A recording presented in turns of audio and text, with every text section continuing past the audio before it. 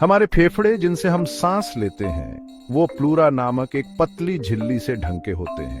ये झिल्ली एक थैली बनाती है जिसके परतों के बीच थोड़ा सा फ्लूइड होता है जिससे सांस लेने पर फेफड़े आसानी से फैल और सिकुड़ सके। प्लूरल इफ्यूजन, जिसे अक्सर फेफड़ों में पानी कहा जाता है, तब होता है जब इस जगह पर ज्यादा फ्लूइड जमा हो जाता है।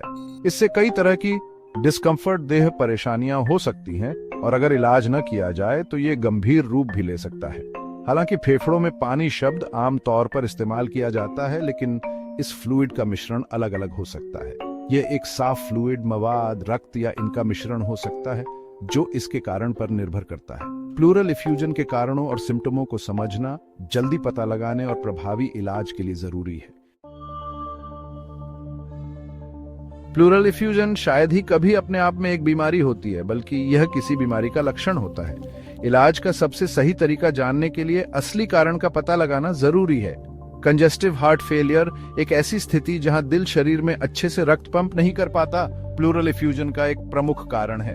निमोनिया या तपेदिक जैसे संक्रमण भी फेफड़ों के आसपास फ्लूइड निर्माण का कारण बन सकते हैं। लिवर की बीमारी, गुर्दे की बीमारी और कुछ खास तरह के कैंसर भी शरीर के फ्लूइड संतुलन को बिगाड़ सकते हैं और प्लूरल इफ्यूजन का कारण बन सकते हैं। कुछ मामलों में ऑटोइम्यून बीमारियां, जहां शरीर की प्रतिरक्षा प्रणाली गलती से अपने ही ऊतकों पर हमला करती है, भी इसका कारण हो सकती है। कुछ कम आम कारणों में फुफ्फुसीय एम्बोलिज्म, फेफड़े में रक्त का थक्का जमना, छाती में चोट लगना और कुछ दवाएं शामिल हैं। पूरी मेडिकल हिस्ट्री, शारीरिक जांच और कुछ खास नैदानिक परीक्षणों से असली कारण का पता लगाने और इलाज के तरीके तय करने में मदद मिल सकती है। प्लूरल इफ्यूजन के लक्षण फ्लूइड निर्माण की मात्रा और इसके कारण के आधार पर कम या ज्यादा हो सकते हैं। कुछ लोगों को केवल हल्की तकलीफ का एक्सपीरियंस हो सकता है, जबकि अन्य में ज्यादा गंभीर लक्षण दिखाई दे सकते हैं। सांस फूलना, कैरेक्टरिस्टिक कर मेहनत करने पर या लेटते समय एक आम लक्षण है। सीने में दर्द, जिसे अक्सर सांस लेने पर बिगड़ने वाले तेज चुभन वाले दर्द के रूप में वर्णित किया जाता है, एक और खास संकेत है। लगातार खांसी, कभी कभी खून की खांसी के साथ भी हो सकती है।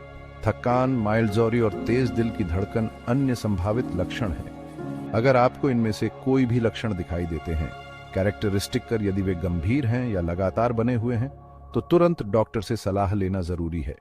समय पर निदान और इलाज जटिलताओं को रोकने और स्वास्थ्य में सुधार करने में मदद कर सकता है। प्लूरल इफ्यूजन का निदान कॉमन तौर पर मेडिकल हिस्ट्री की समीक्षा, शारीरिक जांच और नैदानिक परीक्षणों के संयोजन से किया जाता है। छाती का एक्सरे अक्सर प्लूरल इफ्यूजन के निदान में पहला कदम होता है, जो छाती की गुहा में फ्लूइड निर्माण का एक दृश्य प्रदान करता है। यदि एक्सरे से तरल पदार्थ की उपस्थिति की पुष्टि होती है, तो फ्लूइड के कारण और संरचना को निर्धारित करने के लिए और परीक्षणों की नेसेसरीता हो सकती है। इन परीक्षणों में छाती का सीटी स्कैन, अल्ट्रासाउंड इमेजिंग और थोरैकोसेंटेसिस नामक एक प्रक्रिया शामिल हो सकती है, जहां विश्लेषण के लिए फ्लूइड का एक नमूना निकालने के लिए छाती की गुहा में एक सुई डाली जाती है।